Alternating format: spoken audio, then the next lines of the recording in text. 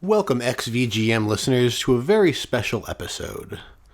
What you're about to hear was recorded live at Retro World Expo in Hartford, Connecticut on September 28th.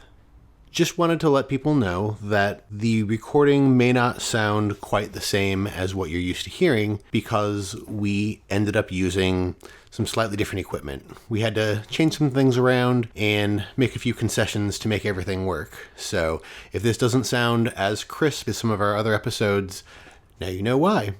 For those who aren't patrons, this sounds a little bit like what we do in our live episodes because we record those as we do them, and we mix the music in directly as opposed to in post-production.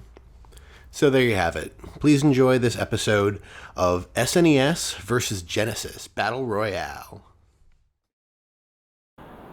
Welcome to XVGM Radio's panel at Retro World Expo 2019. This is a battle of the ages. Super NES grooves versus Sega Genesis jams. First off, just a bit about us. You're probably wondering, hey, what's XVGM? That is us with XVGM. You need to be louder. I need to be louder? Yeah. I'm as loud as I can be. Oh, okay then. XVGM Radio is a video game music podcast that is styled like a radio show. Our shows air every other week, and we pick themes each episode to discuss video game music and video games. We also chat about nostalgic memories of playing some of these games, or if we have no nostalgia, we'll discuss the inner workings or quirks of the games. We also dive deep into the songs and their composers. Yeah. We have all kind of guests on our show, from YouTubers to fellow VGM podcast hosts, video game music cover bands. Lame Genies going on at 2:30. We've had them on our show. Yep. And even composers themselves. So we feature silly commercials that advertise fake products related to our themes. We take callers from either Patreon donators or that are requesting tracks, or characters from within the games themselves that come to life. Also, just so everybody knows who we are, I'm Mike. I'm Justin. But enough about us. We'd like to get started by each picking a track from one system to introduce the sound of the systems. So I guess I'll go first. My pick is from the Mighty Morphin Power Rangers, the movie game on the Super NES. This is Shopping Center Stage 1, and it's by Hiroyuki Iwatsuki and Haruo Ohashi.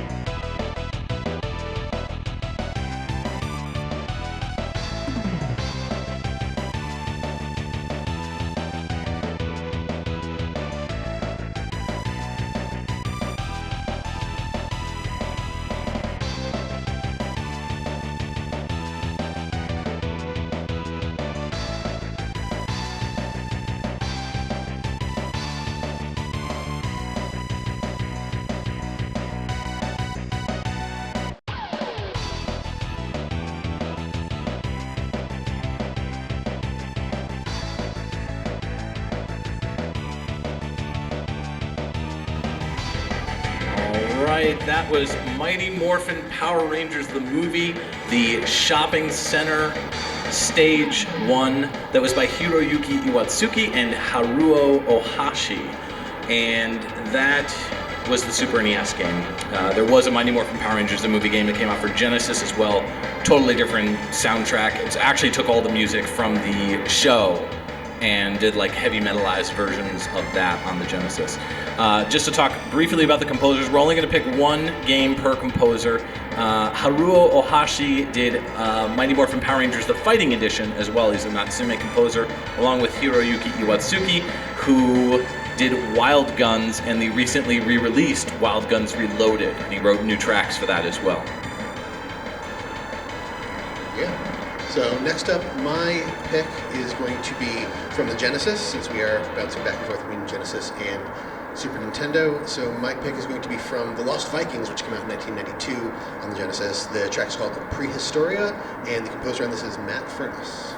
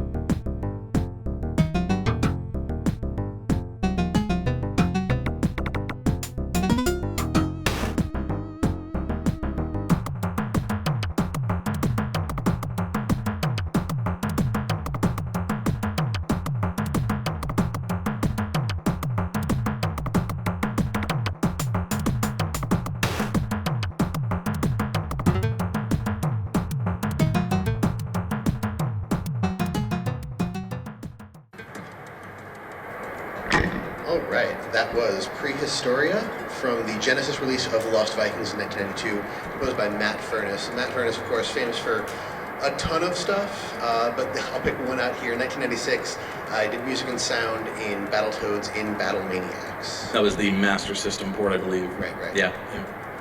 So, do you want to do a comparison? Well, yeah. I mean, you've got those really high highs of the Super NES, the classic Super Nintendo MIDI guitar. And I love the guitar sample in that, with the guitar pull, where it's like right down the neck of the guitar. That's really cool. And those drums on the Genesis, though, like the jungle vibe that you get from those, like really, really cool. Yeah, that's what I was going to point out. The sort of like the drums and sort of the deeper notes that you get out of the Genesis of that FM synth. For sure. There's static. There is. Unfortunately, I don't know if there's a whole lot. Yeah, we're recording it through a mixer, like a second mixer. So, yeah. But now there's no audio there on the mics. There's audio. It's just, it's just hard to hear Yeah, that's true. from behind. We're also using pop filters. So, Super Nintendo versus Sega Genesis. It's a battle waged on the finest of school playgrounds. It's true. It is. In the most researched of magazines. Across the vast array of internet forums. Over the social media spectrum of Twitter, Facebook, YouTube, Discord, and anything else you can find online. But today, we'll be taking a listen to some tracks that we've picked from each system. We'll need your help in choosing the favorite of each track that we play. So by an audience round of applause and cheering, we're going to use an app on Mike's phone here to tell us which one you guys preferred in each category that we've selected. We're going to start off with a direct comparison between consoles, meaning each track has to be the same composition-wise on each version of the game, and the games have to be the same as well. For example, like Mortal Kombat 1 on Super NES versus the same game on Sega Genesis. Before we get to that, though, we like to briefly go over the hardware of each console sound chip. So for the Super NES, the audio subsystem is a two-part processor called the SMP. The chip is made up of two parts, an 8-bit CPU called the SPC 700 and an 8-channel 16-bit digital signal processor, also called the DSP. This DSP mixes channels, it handles stereo panning back and forth, it adds echo, and it can envelope samples. These components share 64 kilobytes of SRAM, along with 64 bytes of ROM for booting. The system was designed and produced by Sony, believe it or not, which is why some people think that SMP stands for Sony Sound and Music Processor. It's totally separate from the rest of the system, so it works by booting up when the Super Nintendo is turned on, and then at different points in the game. Driver software, audio samples, and music data is loaded from the cart into the S-SMP's RAM.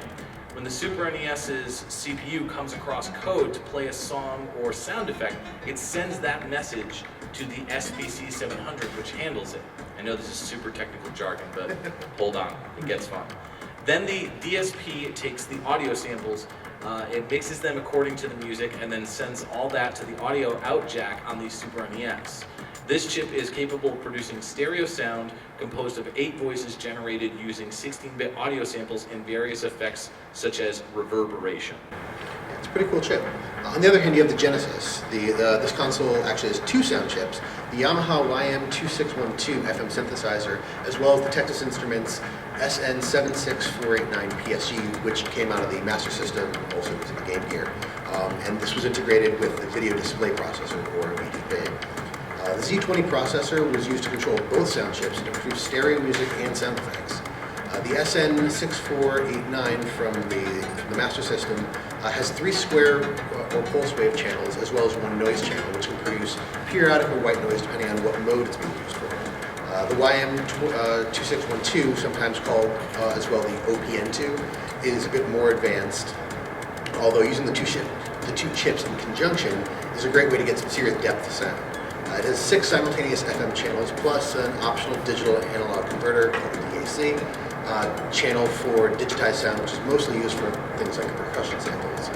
But using that disables the FM channel number 6. So in total, the Genesis has 10 channels as compared to the SNES's 8. Unfortunately, most of these channels are just used for fun. So, what you just heard, boring, right? You want to hear the music. That's what you're here for. So, what we're going to do first is we're going to do comparisons, as we said before. The first comparison that we're going to do is my pick. It's Street Fighter II: The World Warrior, also known as Championship Edition on the Genesis. And it came out in 1991 on the Super NES and 93 on the Genesis. This is Guile's theme. I don't know if you guys know, but it goes with everything. And it's by Yoko Shimomura, Yoshihiro Sakaguchi, Isao Abe, Tatsuya Nishimura, and it's been arranged on the Genesis by Setsuo Yamamoto and Tadashi Jokagi. We're going to be playing them back to back just to save time.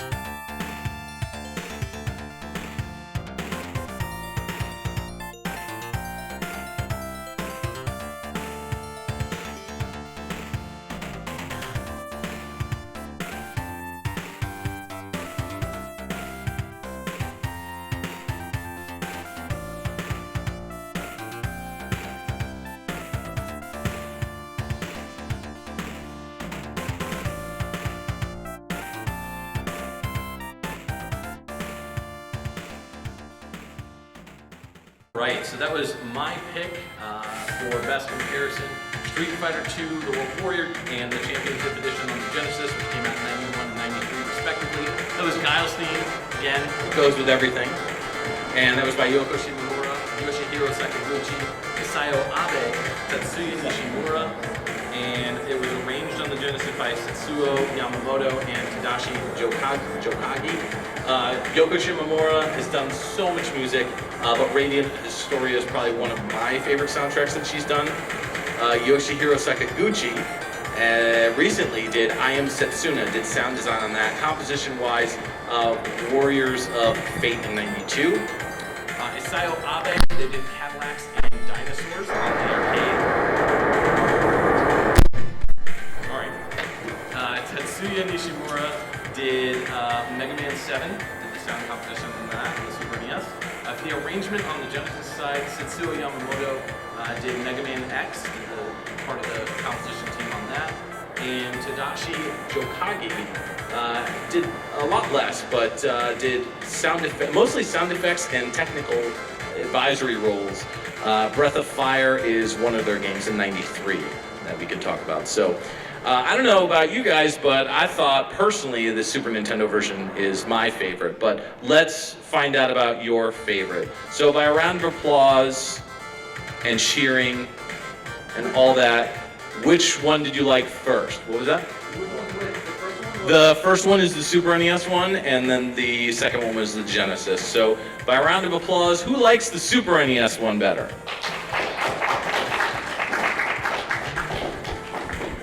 Okay, 57.8 roughly, something like that. Yeah, just jumped over the 60s. So, and then how about the Genesis version?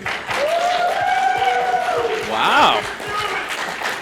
I don't need a guide for that. Genesis version wins on that. That's impressive. Maybe my nostalgia is blinding me a little bit on that one, but most definitely. Yeah.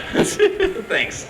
So, what do you got for us? What's our next pick? All right, so I'm going to play for us the same track from SNES first. So this is going to be Earthworm Jim. Came out in 1995 on the Genesis and SNES. This is New Junk City, composed by Mark Miller and Tommy Tallarico. And again, here's the SNES version, Forced. Forced? Forced. Forced.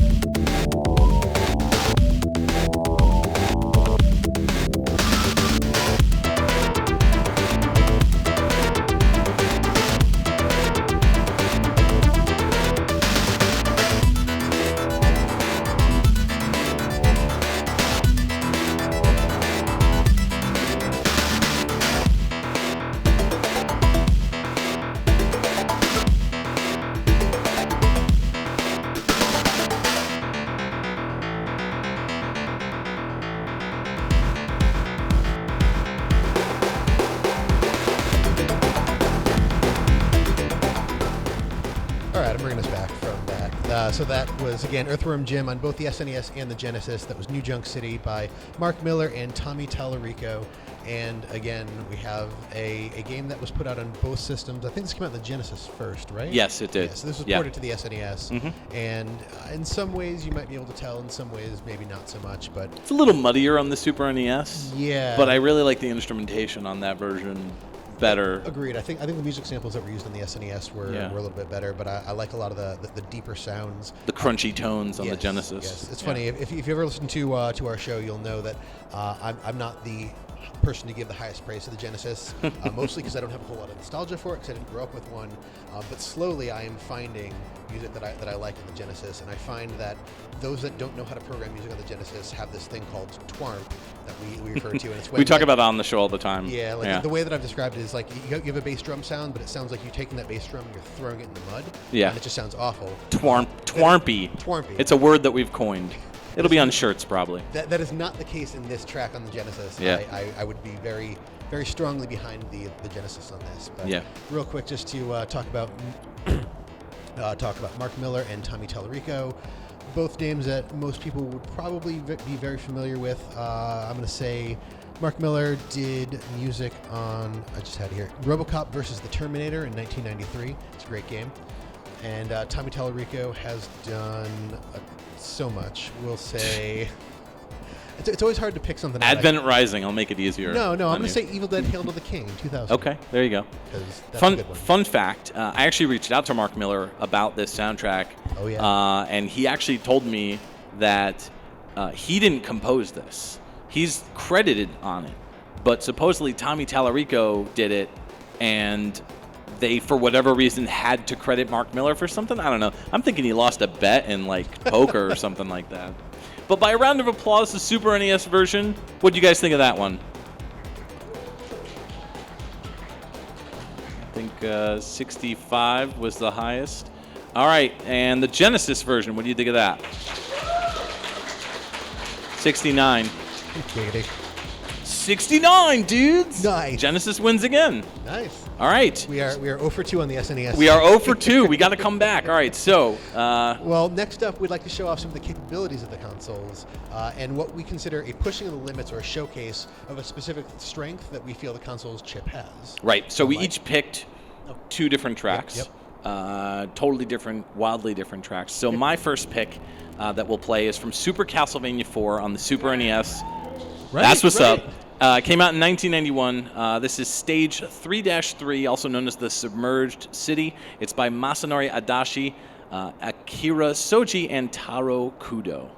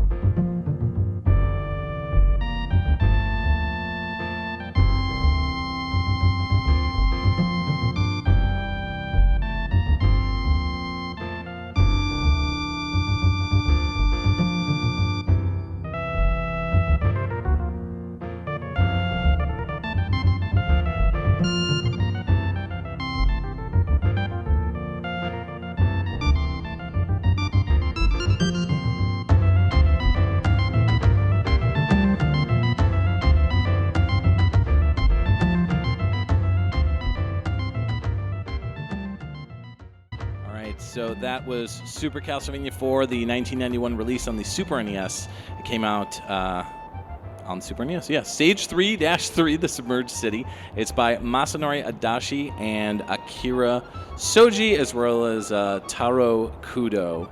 So briefly about the composers. Taro Kudo started working way back when in 1996. 91 on Super Castlevania 4. This was his first game. So we'll go with Axelay, the follow-up that he did after that. That was 1992. Masanori Adachi did fairly recently, Paper Mario Sticker Star. He's credited for that, so he actually jumped over ship to Nintendo. And Akira Soji. Nope, that's the wrong link. Akira Soji did something. That's also the wrong link. Akira Soji did something for Konami. Let's just say that. I'm pretty sure he did something for Konami. He was with Konami for a while. Sorry, I guess I accidentally duplicated the link. So let's play my Genesis track that I picked. This is from Rystar. This came out in 1995 on the Genesis. This track is called Ice Scream, and it's by Tomoko Sasaki.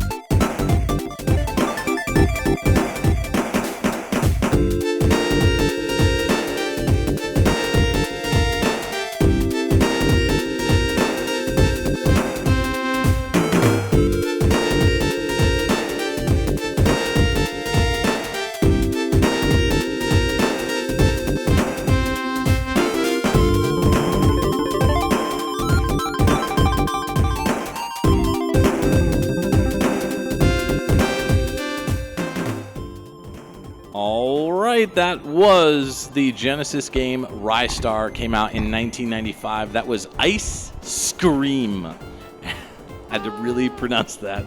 That was by Tomoko Sasaki. By the way, Akira Soji I did pull up since I have this wonderful thing called the internet. He did do more work for Konami. Castlevania Rondo of Blood in 1993, he was the sound staff on, just as a heads up about that. Anyways, Tomoko Sasaki did a game called Sonic Colors. What's that? He's labeled as Chow. I don't know if that's actually a composition role. A lot of his audio work is like words and voices. Composition-wise, he did a game called Panic in 1993 for the Sega CD. Now, I got a question for you. Sure. Is it Rystar? Ristar? I always called it Rystar. Is it anybody else in the audience have Rystar? Yep. It's Ristar? Aha. All right. Unique. Rystar. I thought it was Rystar. I think you need to do gaming linguistics on this. Yeah, for my channel. Yeah, that's a good point. I mean, as long as you're having fun, no, I would say it doesn't matter. You're right. Yeah, true. I mean, I call it Contra Hard Corps. I call it Hard Corps. And that's because you're wrong. And you may think I'm wrong, but I'm right. Listen, it's corpse because you die so much. It's hard corpse. I'll accept that. Yeah. But I did at one point pull up the etymology of that word. I know. Talk to you about it. I know. So anyways, let's get back to the panel here. So Super Castlevania 4, that track, I love that bass. And I love the instrumentation with the organs and everything. It's just the whole thing comes together. And the crazy thing is, that was such an early release for the Super NES. So to hear those capabilities being pushed on the instrumentation so well, I think this is like one of the best soundtracks on the Super Nintendo, in my opinion. I would agree. I really like the jazzy sound of just that entire piece. Oh, for sure. And then Rystar, I really love the groove behind Rystar. That really funky, fresh groove. It's kind of laid back with those like little bit more like padded leads. Padded room? Yeah, padded room, like padded leads. Oh, where you get the dun, dun dun dun dun. It's very it's soft, it's flowy. It's like getting a bath from a mermaid, right? I mean, sure, whatever works. Yeah, whatever floats your boat. Yes, I have had a bath from a mermaid. Yes. All right, so let's vote for this stuff. Oh, yeah. So, by a show of audience approval, what did you think of the Castlevania track? Respectable. 70s. 70s. Goodness. All right, and what did you think of the Rystar track? Wow, that was really close. That was really close. I gotta say, I think it was a tie. Really? It was it was like dead. The highest they both got was 71 on the decibels. So as far as capabilities go, from what you've been showcasing, these two are tied. Let's see if I can break that. yeah, let's do it. So the capabilities that I'm going to show are similar but different. So on the SNES, we're going to listen to a track called Fillmore from a game called ActRaiser, came out in 1990. You might be familiar with it. One of the best games on the SNES. For sure. Composed by Yuzo Koshiro. Yuzo.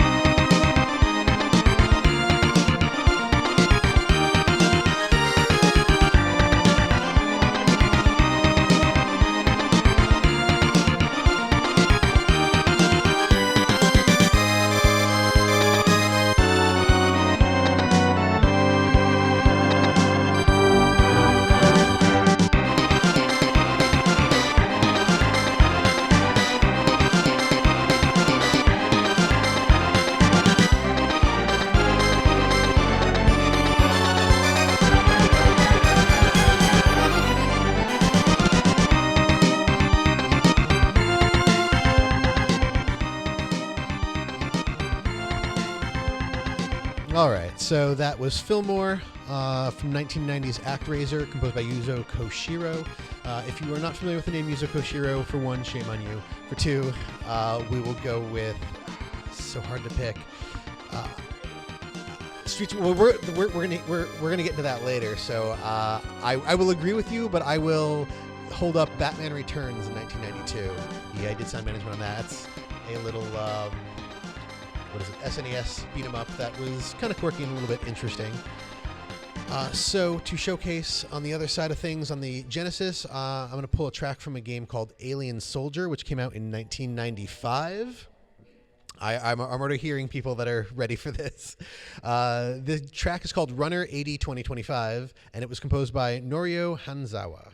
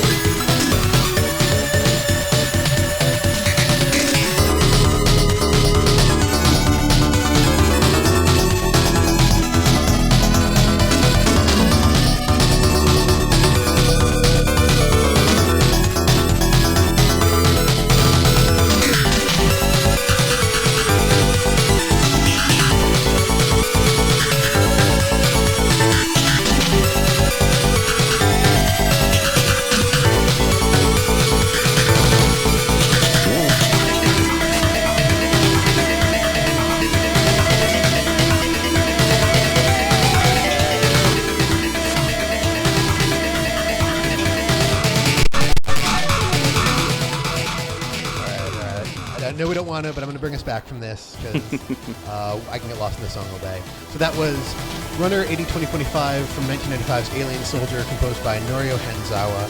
And right off the bat, some of the comparisons I'll draw between these two things. The SNES, I think we've talked about at different points, does really well with all the sample-based stuff that its sound chip is derived from. So you have things like there's some really good slap bass in there's some, I don't know if it's slap bass or just bass. I think it's slap bass. I'd say it's yeah. That's what I wrote down. So that and the organs I thought came out really well and really clean.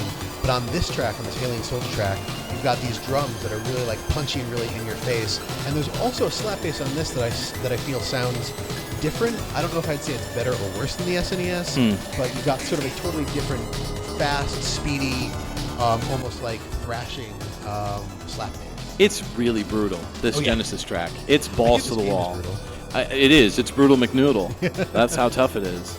It's really hard. But ActRaiser is one of my favorite games on the Super NES, and the soundtrack is incredible from start to finish. Alien Soldier, I couldn't tell you because I haven't gotten that far in it because it's such a difficult game. But the soundtrack is really good. And Norio Hanzawa is really good about doing very frantic music.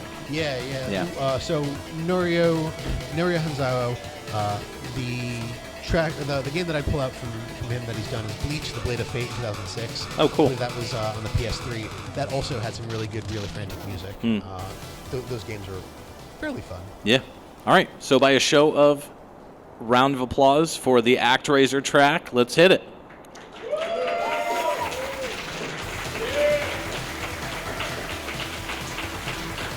Woo! 72. All right, and the Alien Soldier track. 71. All right. ActRaiser 1. Yeah. All right, so we have a definitive comparison now. SNES is apparently just slightly better. So, you're up next. So now we're going to transition into a different segment where we're going to take a moment to showcase some of our favorites from each system and let you guys be the judge of what you like better. Yes. So I picked, for the Super NES, we'll do that first, since we've been doing the Super NES first. I picked Final Fantasy V.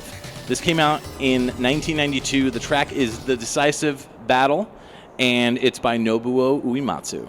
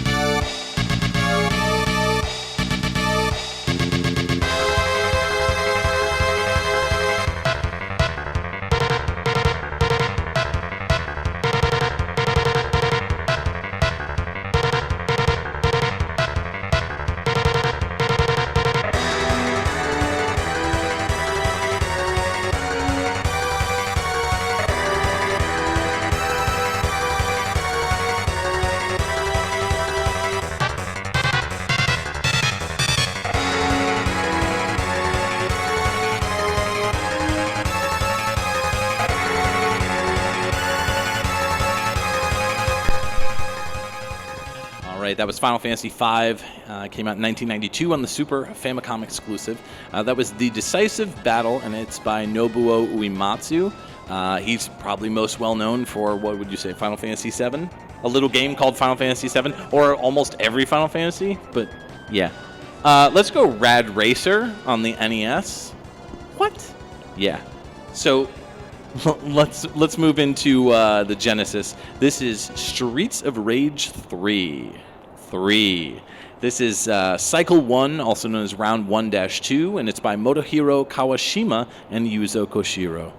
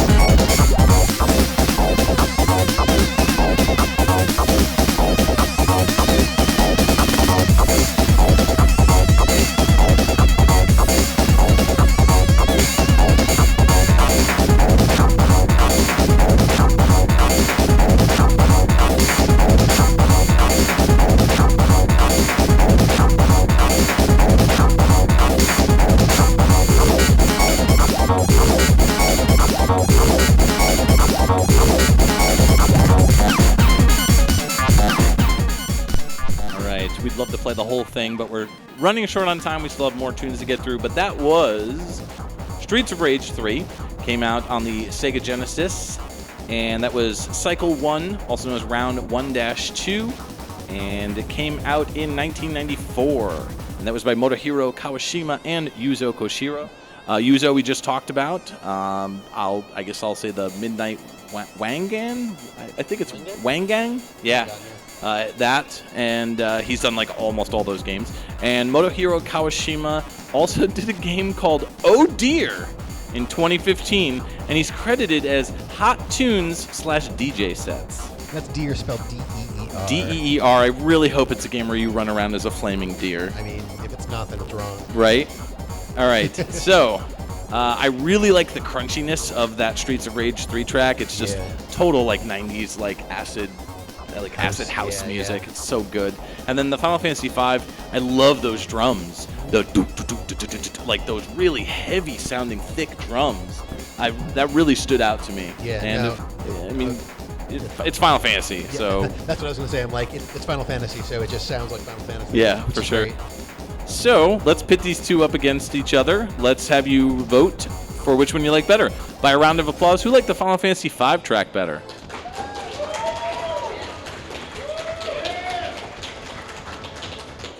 $70.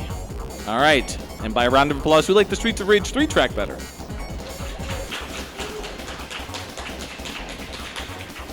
$66. Looks like Final Fantasy V won it out. Yeah.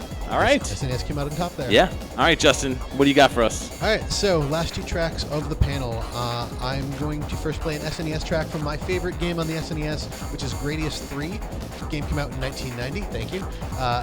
The track is called Dead End Cell, and it's composed by Kazuki Muraoka, Kazuhiko Urahara, Haumi Ueko, and Yuki Morimoto.